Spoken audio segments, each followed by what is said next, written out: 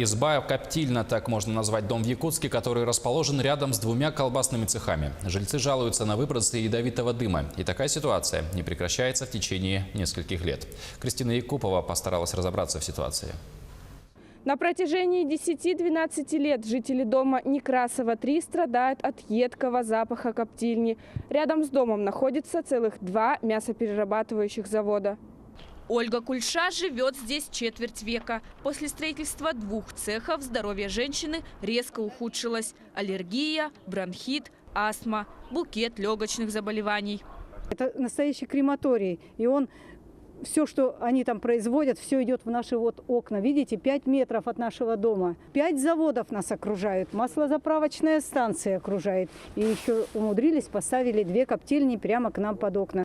Круглые сутки работает перерабатывающий цех. Коптильня находится в нескольких метрах от жилого дома. Окна квартир всегда закрыты. Возможно, там есть оборудование, но которое действительно, как Оля говорит, не включают. Они не включают, они хитрят. Мало того, что кругом нарушены наши права, санитарные нормы нигде не выдержаны, и СНИПы не выдержаны. Сотрудники завода от комментариев отказываются, ссылаются на генерального директора. Тот, в свою очередь, отправляет на встречу с журналистами заместителя. Ответа на жалобы местных жителей у менеджера нет. Проблему взяли под контроль в управе промышленного округа. Мы понимаем жителей, да, у них есть претензии. И единственным, скажем, судьей здесь может решить этот конфликт, это только Роспотребнадзор. В Роспотребнадзор написали и мы письмо, и управляющая компания, и ХАТУАЗ, для того, чтобы Роспотребнадзор выехал, сделал соответствующие анализы, выписал соответствующие предписания.